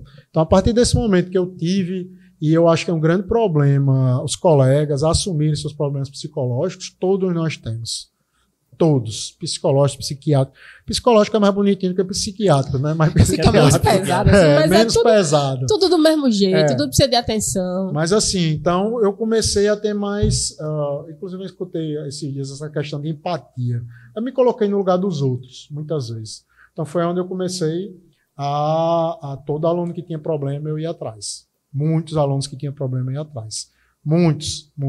Tive uma primeira experiência muito ruim com a aluna que se usava disso para ganhar alguns a mais, né? E aí depois eu comecei a ler, comecei a estudar, né? A partir do momento que eu já comecei a ter atendimento psicológico, eu estou há 4 anos já com terapia. Todos nós somos doidos. A normalidade é não ser normal. Exatamente. Tá? Então, os traumas que normalmente nossos pais nos causam um negócio que a gente traz inicialmente, né? Que na verdade, nossos pais, os nossos avós botam trauma nos nossos pais, que já vem os traumas de lá de trás, e aí vem uma cadeia, né? Então, essa cadeia ela é complicada. Então, muitas vezes, como eu disse a vocês, do bullying, e essa questão do bullying, por exemplo, eu nunca gostei, mas eu nunca raciocinei levando para o lado que isso podia ter me tornado, ter criado uma capa, uma armadura, né, dessa forma. Só veio pensar nisso depois que você começou a trabalhar várias coisas. No começo da faculdade eu gostava dos alunos não terem medo de mim. Entendeu? Então, depois que eu comecei a entender que isso não era bom, eu comecei a trabalhar. E aí eu comecei a me abrir mais. Tanto que vocês podem lembrar que de um momento, eu não vou lembrar exatamente a época, eu acho que 2008, 2007, eu comecei a mudar. dentro 2018, da própria 2018, instituição. 2017. 2018 é a Ele idade, tá Alzheimer. 10 Tá. anos de Tá, vida. ou mais ou pra Alzheimer. menos. É assim. muitos anos. Então, assim, eu comecei a trabalhar mais esse lado meu do interpessoal. Né? Porque eu tinha dificuldades no interpessoal e escolhi ser docente. Né? Você entendeu, né? Não faz nenhum sentido. E entrei do mesmo jeito como todo aluno de veterinário. Eu não gosto de pessoas, eu gosto de animais. Eu prefiro os animais do que as pessoas. E trabalhou muito mais com pessoas. Muito mais. A gente trabalha com pessoas. né? Muito Tem mais. gente que E acha- hoje eu dependo das pessoas. Depende psicologicamente também da convivência. E dependia naquela época. Porque eu adorava quando o aluno ia bater, falar potoca lá na coordenação. Entendeu? Felipe, alguém ia só para vamos ficar falando besteira aqui. Fala uma asneirinha aqui. Entendeu? Muitas vezes. Então, assim, trabalhei muito isso. E venho trabalhando porque isso é o resto da vida, É né? constante, né? Então, muito do que a gente vive hoje, que se fala muito em burnout, né, tanto na medicina veterinária, essas questões psiquiátricas, questões de suicídios, tem não só a ver com a nossa profissão, tem a ver com como a gente se comporta no mundo de hoje. Hoje o mundo da gente ele é muito cheio de informação. Uhum. A gente não desliga hora nenhuma mais. Tipo, nem num domingo Você de vê, tarde. para eu saber antigamente, quando eu era coordenador ou professor, para saber se um aluno tinha feito alguma coisa, ia demorar. Se um aluno tinha feito qualquer coisa, imediatamente chegava um comunicado no WhatsApp para mim. Entendeu? Então, assim, e às vezes o cara falava mal de você, você nem sabia e você não sofria. Como diz, quem só sofre com a raiva quem sente. Entendeu? Eu lhe fiz raiva. Quem vai sofrer é você. Você está com raiva de mim. Eu. Entendeu? Sabe? Então, antigamente, quando não tinha esse acesso à informação, a gente não tinha as raivas que a gente tem Hoje hoje. você recebe um print do grupo da turma falando. Tudo. É. E eu recebia muito. Muito. Muito. E os próprios alunos. Entendeu? De todo Eu não inimaginável. mandava print dessas coisas, não, né? Não me lembro não mais. Porque eu Agora sabe até- que não. Agora, até hoje, eu me arrependo de não ter escrito um diário. Até hoje. Porque Deveria. casos e casos que eu tive ali, ameaça de bomba, Ameaça briga, de bomba. ameaça de bomba. Você lembra? Eu não vou citar nomes, mas Não, foi na minha turma. Vamos isso, eu tentar acho que- não citar Não, eu tô nomes pra concentrando gente. em não Não, citar é nomes. porque Eric não consegue fazer, Mas, citar se o bem- nome. Se a gente tem tempo, mas tudo bem, tô só falando. Cacete. Sabe, conversando, hein? Tem tempo, tem. Júnior levantou a mão a primeira vez. Foi na minha turma, e acho que no comecinho do curso, tinha um determinado aluno que falou que ia levar uma arma pra matar geral. Sabe o que é, né? Sei. Menino, Meu que Deus. desespero. Minha mãe não queria E deixar tinha- eu vir pra faculdade. Por causa E assim, disso. depois que eu saí, aí começou a aparecer muita coisa, né? Pô, eu disse, mas por que você tá me contando agora? Agora eu não quero saber. Agora eu não quero saber mais não, deixa pra lá. Depois Então, de tanto tempo. Então, assim, tinha muita história que eu vivi ali, mas eu aprendi muito, sabe? A gente amadurece. Quando eu cheguei em 2014 mesmo, 34 anos, eu era imaturo demais em comparação com quando eu saí em Você 2019. já entrou pra ser coordenador. Entrei para ser coordenador. Eu vim para o estado do Rio Grande do Norte para ser coordenador de lá da Ele faculdade. já pegou o babado do pesado. Eu fazia o pós-doutorado no Ceará, eu morava no Pará, morei 1 ano no Pará. Essa história é até interessante, né? Eu estava uma época ruim de seca no Ceará e Débora tinha passado 1 ano nos Estados Unidos fazendo doutorado, né? E aí eu já tinha decidido que eu ia para o Pará porque eu tinha uma oportunidade lá para trabalhar nas fazendas, né, fazendo inseminação e tudo mais. Aí ela chegou, eu viajei em fevereiro. Um dia antes que eu ia viajar para o Pará, a gente descobriu que ela estava grávida. Então eu passei o ano de 2012, ela passou em 2011. Os 4 primeiros anos da gente de casamento, 2 anos a gente viveu Separados. Minha nossa. E assim, de 2 anos, dentro desses 2 anos, eu passava a semana no interior e voltava só final de semana, os que não eram separados.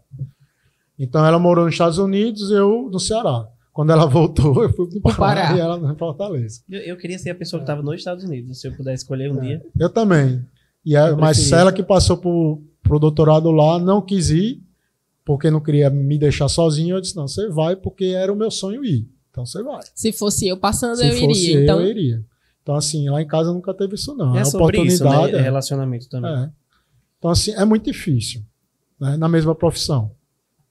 às vezes os brios, né? E a gente o até ego. falou sobre você ontem, no programa de ontem, eu acho. Não lembro com quem foi. Foi. Que normalmente veterinários se relacionam com veterinários. É muito comum. No final das contas acabam... porque é o mesmo assunto, é a porque mesma mas o vida. curso é porque o curso ele é pesado. Então Você você não tem termina tempo pra se relacionar com outras pessoas. Você termina se focando muito lá. Mas eu só fui conhecer ela no final, né? Ela era estudante e eu estava fazendo estágio. Mas é porque as conversas, é o meio, as amizades. O tempo que você não né? tem pra fazer outra o coisa. tempo, entendeu? Então, assim, a gente é da área médica. Por mais que algumas pessoas ainda tenham discriminação, a gente é da área médica. Né? A gente tem uma importância muito grande para a saúde humana. E é uma das coisas que eu sempre batia lá. A valorização vem daí. Não é o que eu faço com boi ali, você vai querer fazer um churrasco no final de semana com a carne sem doença. Uhum. Né? Quando você está em casa, seu cachorrinho tem que estar saudável, porque se ele morrer, você vai chorar e entrar em depressão. Né? Tá aí zika, chikungunya, agora varíola do macaco.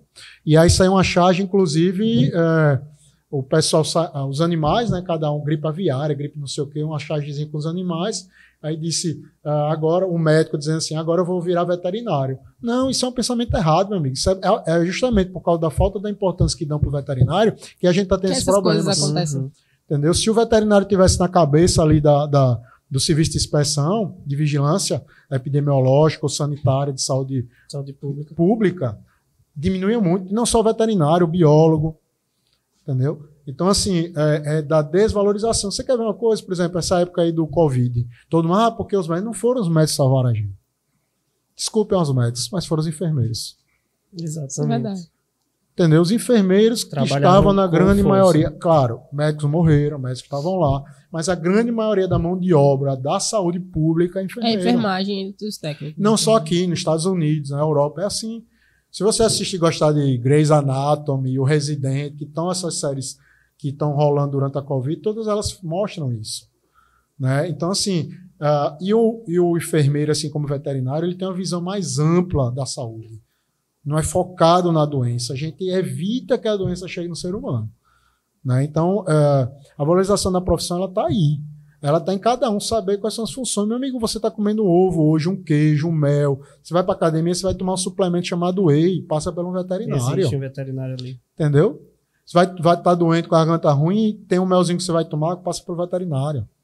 Né? Você vai fazer uma farra no final de semana, um camarãozinho, uma lagosta, o peixe, passou pelo veterinário. Grandes farmacêuticas, grandes indústrias têm um veterinário na frente da rede de pesquisa. Dali tem veterinário, gente. Os supermercados daqui, Nordestão, Carrefour, tem veterinário. Inclusive, quem está lá é professor Vicente. Professor Vicente, Arimaté, tem 2 veterinários lá. Né? Hoje, o Nordestão cresceu tanto que hoje tem 2 veterinários para tomar conta dessa parte de produto de origem animal. Não só de produto de origem animal, de segurança alimentar como um todo. Tá? Porque a gente também trabalha com outras áreas. A gente foca muito nessa parte. Mas, por exemplo, tem veterinário no Exército que ele toma conta de toda a parte alimentar do fronte, do quartel. Entendeu? E não é só lá. Controle de qualidade, de alimentação de grandes indústrias que trabalham com alimentação, tem veterinário, por causa da visão macro do negócio. E vale ressaltar que são áreas incomuns da veterinária, teoricamente, e são áreas que pagam muito bem. Que a galera na faculdade não tem essa visão, né? Só quer clínica e pronto. Que dá pouca atenção. Mas aí esse negócio de pagar bem é aquele tipo da coisa, é o diferencial, velho. Entendeu? É uma área que ninguém quer. Uhum. Então, assim, se ninguém quer, eu vou ter que pagar mais. E paga mais, é isso. Entendeu? Né? Se eu tenho vários copos desse aqui, é mais barato do que eu ter só uma xícara. Aí eu quero tomar um café. Vou tomar um café aqui? Não, eu quero uma xícara. É mais caro. Então, esse é o diferencial. Então, agora, se eu diferencial, não adianta você querer fazer diferencial na faculdade. Dá tempo? Dá. Mas o cara diferente, a mulher diferente, ela começou lá de baixo. Que é mais difícil.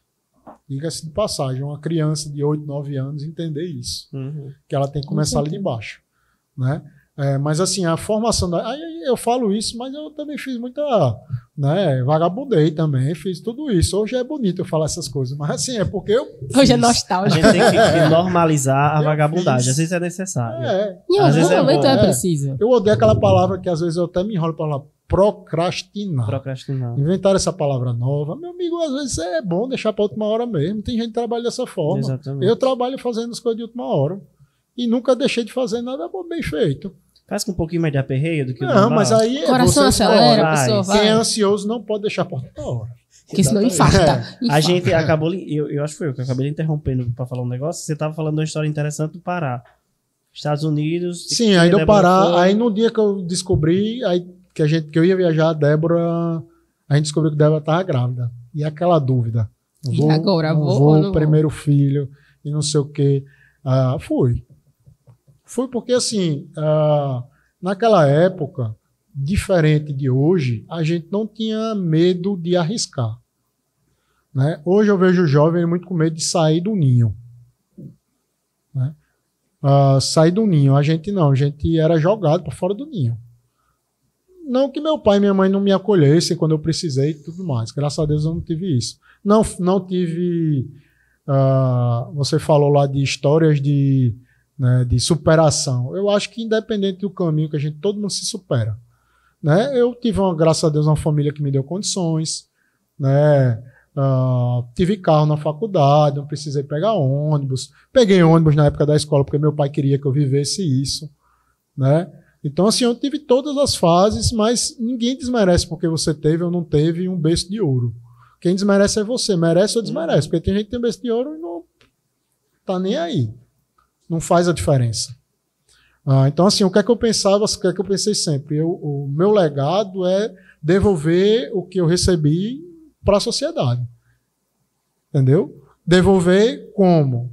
Com profissionais éticos, capazes, no mínimo, sabendo a sua consciência da sua profissão, entendendo que é uma profissão que não precisa você estar trabalhando só com animal. Por exemplo, vocês dois aqui estão aqui num podcast, mas vocês estão falando de veterinária. Isso é valorização, isso é mostrar o que é a profissão. Não necessariamente vocês estão com animal aqui, trazendo para a sociedade o que é. Né? A gente precisa disso. A gente precisa de políticos para mostrar a importância da profissão. Existem outras profissões importantes como a nossa? Existe. Né? Vocês trouxeram aqui, por exemplo, eu assisto o programa de vocês. Olha aí, nossa, vocês trouxeram auxiliar, eu vi. Né? Então, fazem parte do mundo da gente. Né? Outros colegas de outras profissões, como zootecnista, agrônomo, técnico agrícola e tudo mais, fazem papel e precisam ser valorizados também. Uhum. A nossa sociedade, ela criou uma cultura de produção em massa de diploma. Entendeu? Produção em massa de diploma e outra, que é uma discussão que inclusive eu tinha lá. Enquanto a instituição queria entregar o diploma, o aluno queria o diploma e o professor no meio querendo que ele aprendesse. Entendeu? Querendo que ele chegasse um diploma, pelo menos, para poder lidar com aquele diploma, quando saísse daquela prova. Eu digo a vocês o seguinte, professores de universidades particulares, amor. Que o salário é só isso. É amor, é compromisso com a profissão. É porque gosta, de fato. Compromisso com a profissão. A profissão de docente é a profissão de médico veterinário. Porque se a gente forma profissionais ruins, a gente vai deteriorar a profissão da gente. Entendeu? Então, assim, quando eu vejo, como vocês perguntaram, quando eu vejo um aluno galgando passo, mesmo que seja outros caminhos, né? Eu já tive aluno que chegou para mim e disse assim, professor, eu não me vejo daqui a 10 anos como veterinário. Eu digo, então você já sabe a resposta. Não é a sua vida, não é essa. Tem muita gente que diz assim, eu me arrependo tanto de ter me formado. Eu digo, rapaz, eu tenho 17 anos de formado, eu não me arrependo hora nenhuma. Se eu quiser sair de grandes, eu vou para pequeno. Se eu quiser sair de pequeno, eu vou fazer inspeção. Se eu quiser sair de inspeção, eu vou para Silvestre. Entendeu? Vou dar aula, vou fazer podcast. Exatamente. Estamos aqui, que é uma cadeira. Substituir o programa. Entendeu? Então, também cansada de podcast ia ser um Eric. problema com você. Porque ele não ia deixar o convidado falar. Ele Será? fala pouco, né? Mas a gente tá perguntando. A gente tá deixando ele falar. Também tem isso, Não, né? mas Padilha é um cara que conversa bom demais. perguntem. Mas se eles não perguntarem, não me atrapalharem. A gente tá perguntando aqui, nem se É que eu preocupa. não quero cortar. E Júnior já levantou a mão de novo. Ô, Júnior, pelo amor Já de tá Deus. acabando já. Tu chegou aqui que horas? Pra 4 e um pouquinho, né? São os São- próximos 5. Tem. É mais de Júnior, 6 a horas. gente tem A gente quanto conversando. tempo aqui? 10 minutos. Tem 10 A gente minutos. começa a perguntar bem rápido pra ver se vai respondendo. Reparte bola, então. Não sei se você concluiu a história do... que eles nunca concluíram. Do Pará. Aí você foi, da Bora Grávida. Eu fui, passei um ano, Tive grandes amigos, inclusive, infelizmente, Juliano, amigo meu, faleceu ano passado de Covid, que era um zootecnista que foi quem me deu a mão quando eu cheguei lá. O cara extraordinário, sabe? Sem maldade, um cara guerreiro, porque ele saiu do Rio Grande do Sul e foi morar no Pará sozinho, recém-formado. E assim, foi uma experiência ímpar para mim, viver com outra cultura. Então, eu era o nordestino vivendo entre gaúchos, né? Então, por exemplo, norte. No norte. Então, assim, quando tinha o Dia do Gaúcho, dia 20 de setembro, que o pessoal lá, eles colocavam, né, sua roupa, que eles chamam de gaúcho, eles só odiavam quando dizia que era fantasia, né? Botavam bombacha, né, aquela roupa de gaúcho, aí eu botava chapéu de couro. Eu vou ficar militante. aqui, né? Eu não sou gaúcho, eu sou nordestino, mas estava lá no meio. Então, assim, aprendi muito com eles. Tem uma parte da cultura alemã, então eu convivi com paraense, convivi com cearense, convivi com goiano, com mineiro, vi o lado ruim da discriminação com o nordestino lá, com a discriminação com o próprio nortista, né, de lá mesmo, paraense. Então, assim, esse negócio de dizer que não tem xenofobia, isso é mentira. Dizer que não tem racismo, isso é mentira. Dizer que não tem machismo, isso é mentira, né? Eu tenho traços de machismo, porque eu fui criado em outra geração.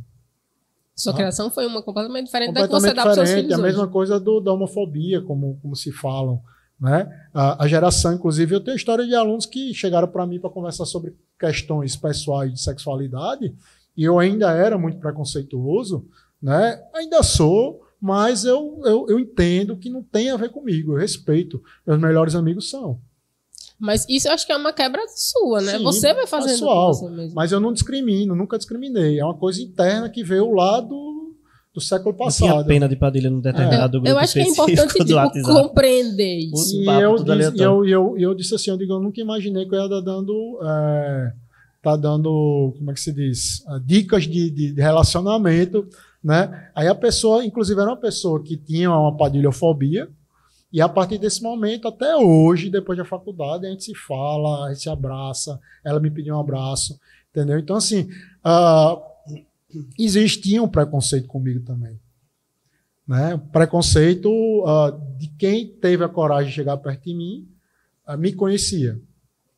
Né? E quem não teve coragem, infelizmente, perdeu a oportunidade de escutar minhas piadas, É maravilhoso. as minhas né? brincadeiras de viagem. Um Né? sábio, Então, inclusive, só o Felipe que insuportável. teve esse prazer, né? Quem estagiou mais comigo teve esse prazer.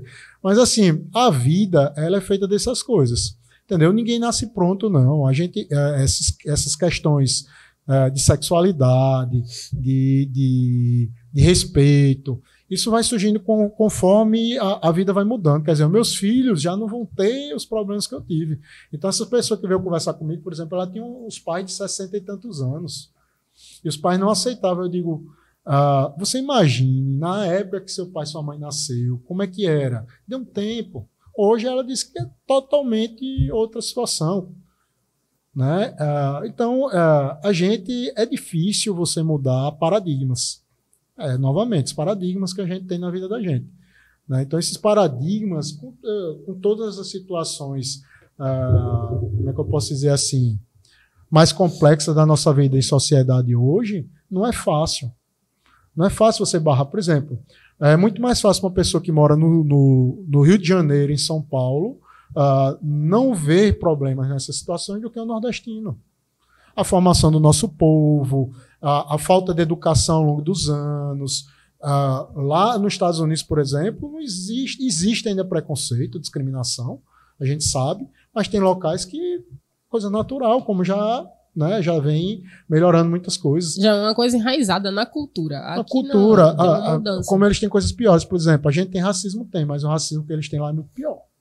É muito mais Exatamente. pesado em alguns determinados estados. Sim, a gente tem racismo. Isso aí não adianta negar que a gente tem.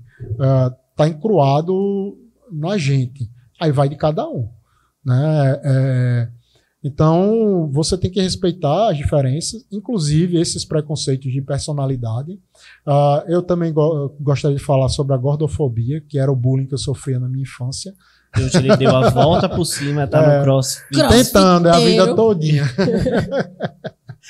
Então, assim, O ser humano, ele não deixou de ser animal. Não deixou, por mais que a gente tenha inteligência e outras coisas. Vocês são estudantes veterinários, você sabe que os animais, eles discriminam diferente. O que é diferente, o que manca, o que nasce branco, albino. Os animais selvagens, eles fazem isso. A gente não deixou de ser animal. A única diferença é que hoje a gente vive numa sociedade plural, com várias situações diferentes, que a gente precisa respeitar essas situações diferentes. A gente não pode... o problema não é meu. Eu não posso me incomodar com o problema que é de outra pessoa. A gente tem que respeitar. Né? Então, aprendi muito na época que eu estava na faculdade, inclusive com essa pluralidade psiquiátrica. Né? Também. Doido de tudo que é tipo. A pluralidade de situações de família, origem familiares. Né? Eu lembro, inclusive, uma aluna com muita depressão, chorava muito, eu chamei pais e riam, diziam que era falta de Deus, e eu tentando não me estender muito no negócio para não entrar na... E assim, eu sempre, a partir do momento que eu me dispus a isso, né, apesar de Eric não ter aceitado o meu convite, né? A conversa provavelmente seria... Pior que depois conversamos horrores sobre outras coisas. Entendeu? Então, assim, eu me dispus a ajudar as pessoas. Eu acho que o meu legado é isso. Ajudar. Não sou perfeito. Nunca fui perfeito. Acho que nunca vou ser. Quase perfeito pode ser. Quase perfeito, então. Humilde. Eu sou virgem, né? Apesar de eu não acreditar muito no negócio de... Né? Somos do mesmo signo. Entendeu? Então, a gente tá aqui no mundo, eu acho, para evoluir. Mas tu tem cara de taurino, viu? Não, mas eu não sou muito boa nessas coisas. Eu também não. Tem uns negócios de ascendente. Eu também não entendo, não, mas eu comecei o pessoal começou a comentar um pouco. Taurinozão em Padilha dava certo. Pelo Virgem, eu me encaixo porque o Virgem é chato, né? Ele é metódico. Eu sou virgem, já não sou. Como é que gosta de mania, tem mania. Tu é chato, mas chato do outro jeito. Eu sou extrovertido. Júnior é virginiano, menina, as coisas estão assim. Você chegou a ver a calça vermelha dele e a bota verde? Aquilo ali não devia ser. Ele tá melhorando, apesar dele estar de sandália. Eu fui pra exposição com Padilha com a bota vermelha. Não sei se você lembra também da bota vermelha. Às vezes e a calça verde. Às vezes ele tá aqui com a camisa estampada, esse casaco e tá um negócio assim triste. Mas hoje eu comprei uma bota bonita. Aí ele dizia estilo. Eu digo, estilo. Eu tô velho, porque esse estilo não... É outra história. Numa exposição, um monte de gente de grande, eu bem restart. Você vê como são as coisas, né? De visão. Eu sabia que a gente ia entrar nessa história do padilhofobia, né? E aí eu disse, rapaz, eu gosto de andar de camisa de botão, mas eu gosto de andar de sandália também. Eu vou de camiseta, para mostrar que eu sou uma pessoa menos fechada. Não, eu não vou de camisa eu vou de camisa de botão, mas de manga curta, porque eu também não mostro um negócio muito... Entendeu? Faz parte. Sabia? Eu vou tirar onda com eles com a minha bota, com a minha blusa hoje, minha camisa. Entendeu? Mas pior que a forma que você se veste também diz muito sobre você. Sim. Tem que ter cuidado com isso. Eu adoro andar de sandália, adoro andar de bermuda, mas eu adoro estar com a roupa adequada para o local onde eu estou. Por exemplo, eu nunca usaria uma calça verde com a bota vermelha. Exatamente. Mas assim, o bom daqui... Numa exposição agropecuária. Eu passei dessa fase, Padilha, fase. O bom daqui é que, às vezes, o ambiente que a gente trabalha é um ambiente muito leve. Então, às vezes, a gente tá de chinelo, short, e às vezes você vai me achar de short e moletom, camiseta, chinelo. Não. Tá, desculpa.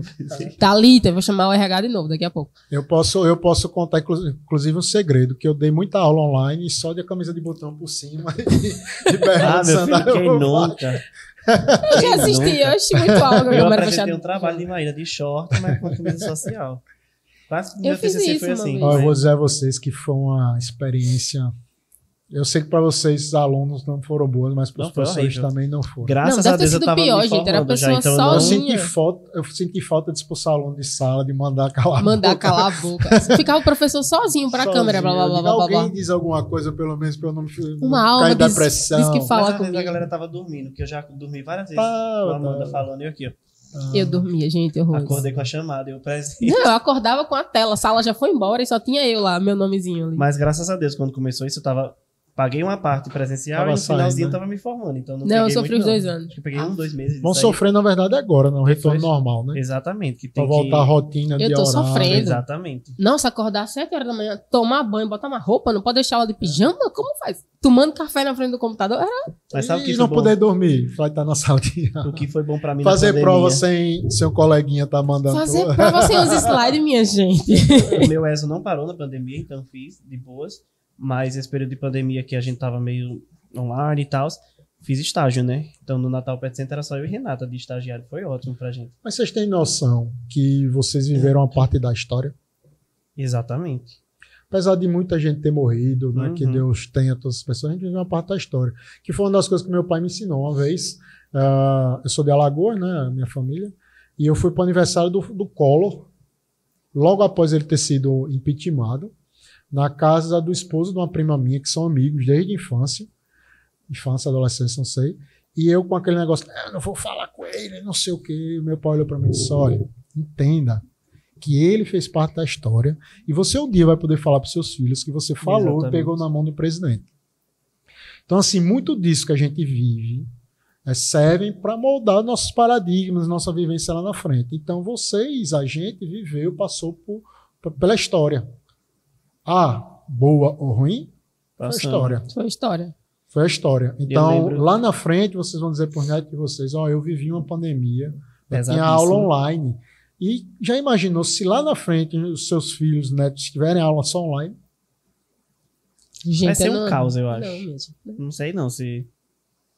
Gosto de Eu, pensar eu na não ideia, sei se isso é. Eu me formei em 2005, eu não trabalhava com bisturi elétrico.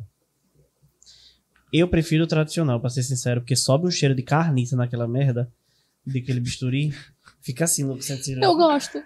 Horrível, Não, parece que tá não, assando carne eu gosto. podre, mistura Mas com você sangue. vê a evolução das coisas, como passa rápido a história. A história passou. Já tá vindo agora outra, a varíola. A varíola do Macaco. macaco. Entendeu? Pode ser uma nova AIDS. Gente, Então- como a gente ficou filosófico. Não, no final deu uma depressiva, ficou uma Não, depressão. a né? gente Não, ficou mas filosófico. apesar de ser o assunto meio triste, isso forma gerações. Uhum. Entendeu? Vocês, eu não sei qual é a geração de vocês, mas hoje a gente está na geração Z, se eu não me engano. Né? Então, cada geração ela tem um objetivo. Por exemplo, o objetivo hoje tem aquela história dos NEM, né? Nem estuda, nem trabalha, nem não sei o quê. Quando é que alguém imaginou que ia ter alguma pessoa vivendo dessa Que forma? ia só E existir. ganhando muito dinheiro. Assim.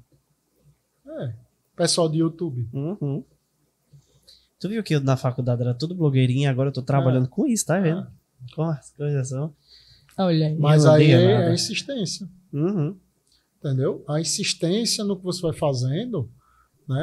Porque já pensei, por exemplo, quando eu saí da universidade, eu pensei, será que agora eu vou para pequenos animais? Eu disse, rapaz, para mim, não é demérito nenhum trabalhar de qualquer forma, mas, cara, eu investi tanto para trabalhar com reprodução de ruminantes, eu agora vou para pequenos. Se eu tivesse passando necessidade, eu tinha dúvida que eu ia. Mas eu insisti, estou insistindo, vou insistir até quando. Então, assim, ninguém vai conseguir as coisas de uma hora para outra, não. Se você desistir logo, meu amigo, não adianta. Aí talvez seja o lado positivo de você ter um diploma, porque se tudo der errado, você tem ali um. Pelo Não é menos segurança pra você vai ninguém. preso em sala especial. Né? Exato, tem Vai outras passar vantagens. fome? Vai, porém. Mas, tipo, deu merda, eu tenho um diploma pra ali exercer um negocinho. Se eu quiser ir pra outra área der muito errado, eu tenho um diploma ali pra voltar pra veterinária mesmo com Cara, cabeça mas baixa e tal. independente assim, a faculdade, ela abre a cabeça Uhum. da gente, entendeu? E às vezes ela abre a força. Porque ali você... Dependendo do quanto a pessoa se permitir, né? Às E vezes ali- o coordenador tá lá. e ali, Brincadeiras. E ali a gente aprende a conviver com outras pessoas, pessoas diferentes, pessoas difíceis, pessoas que nos fazem mal. Eu vi um pôster hoje, eu não vou me lembrar agora o que é que tinha escrito, mas Deus me dê sanidade para me afastar, não precisar conviver com as pessoas que me fazem mal. Cara, isso é imbecilidade. E é necessário. Né? Gente, Você- tem em todo lugar. Como é que você vai amadurecer se você não conviver com pessoas que não... A diversidade faz, tipo. Às vezes a diversidade, pelo menos, na minha vida inteira, fez quem eu sou hoje. Tipo, aos 17. A unanimidade ela é burra, já dizia, né, a frase que eu nunca me lembro É quem famosa, falou as é frases. famosa. Eu sou uma pessoa totalmente diferente depois que eu acabei a faculdade. Ei, eu Se eu pegar preciso. o Eric do começo pra agora. Eu tinha mais raiva do Já Eric não no uso mais começo. a bota vermelha. Calça vermelha, né? Calça vermelha, É, calça até porque verde, eu bota não sei vermelha. que época foi que saiu aquela moda, porque Podia não ter Ô, Padilha, existido. era algo meu, eu mas acho que não não é. foi. Aquilo ali foi o presente de alguém que deu a ele se já sentia Pior obrigado que a aquela usar. calça foi um presente. Né? A bota vermelha foi eu que comprei. Foi uma tiração de onda e É, ele usou. foi antes da história do Hulk, viu? Porque era verde Hulk. Era verde Hulk, é verdade. Ou se você quisesse era falar horrível. verde Padilha, né? Que nem o pessoal falava do verde. Não, o verde Padilha era um pouquinho mais fechado.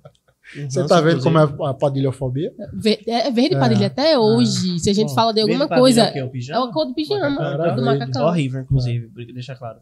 Nunca gostei, mas Até nunca, Mas hoje. era curso nunca veterinário, ofendi. não era de moda. nunca ofendi, Padilha. Olha, eu tenho todos os dias que eu estou na UNP que passa um aluno de pijama na praça de alimentação. Eu digo, meu Deus, se o Padilha tivesse aqui, esse menino já tava no ralo. O povo já. Era uma coisa que ele brigava, né? Era uma coisa que ele brigava. Cara, porque essas coisas era postura profissional.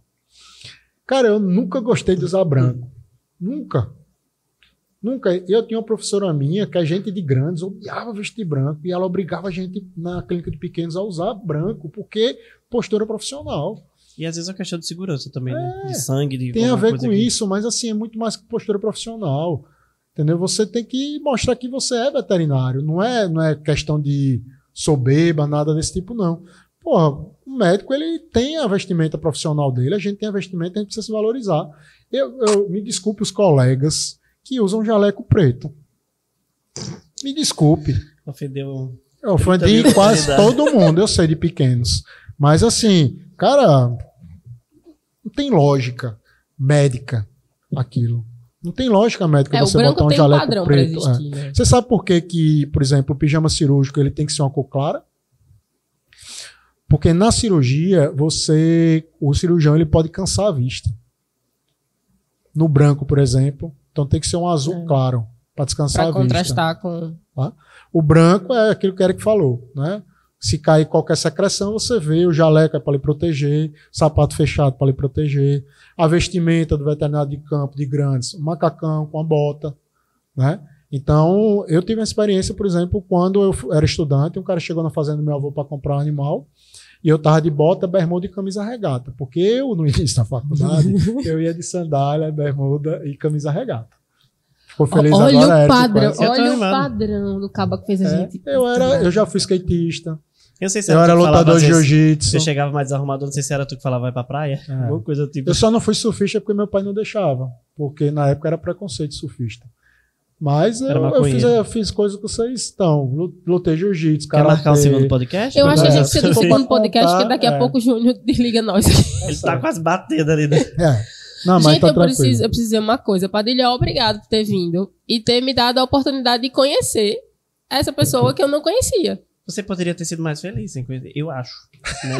Mas foi falta É. de oportunidade, assim. Eu conheço dos meus professores, eu conheço. Não, assim, sou eu sou próxima de alguns, chato. foi Eu falta de não, oportunidade. eu não quis mudar você achar que eu não sou chato. Eu sou chato. Mas você se passa, Não, tô dizendo Padilha. que Mas você não é algumas chato. vezes eu sou legal. Padilha não é chato, não, ele se passa. Eu não quer tô manter uma dizendo pose. que tipo, a padilhofobia teve uma razão de existir. Fato. É, sim. Mas é uma oportunidade de a gente conhecer um outro lado. Eu acho que o interessante disso é conhecer a pessoa que reflete, conhecer a pessoa que entende o mundo ao redor. Acho que isso é importante. E eu acho que o agradecimento vai mais por isso, ter vindo aqui conversar com a gente. Você parou Eu tenho uma hora e nada a meia da sua agradecer. vida pra estar aqui falando besteira Simplesmente comigo. não fala mais comigo. Não fala Não, mais mas comigo. Eu falava Nada. oi no grupo, ninguém falava nada, eu também saí do grupo.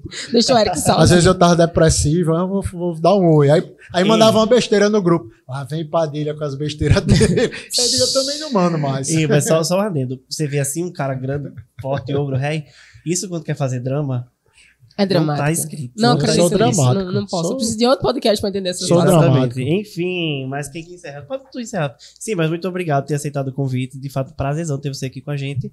Se quiser a parte 2, a gente vê aí como é que faz. Eu que agradeço, desculpa aí se ficou meio chato a gente falando muita filosofia tal, mas é sempre bom, eu gosto de participar, já participei de alguns, descontraído, a gente falando, né, o que quer, vocês, na próxima, se tiver outro convite, a gente fala, vocês não me deixam falar tanto, né?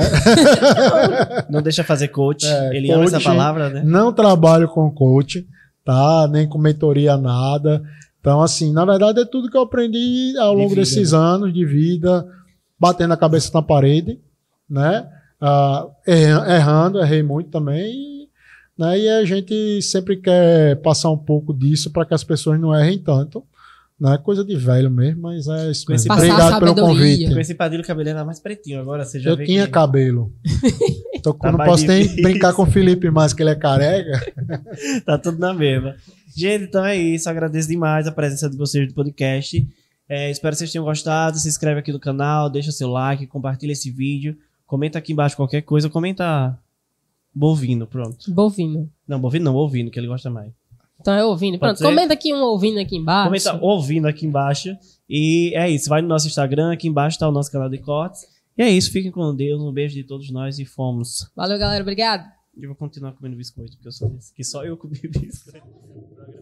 A mesa só pra você comer. Som.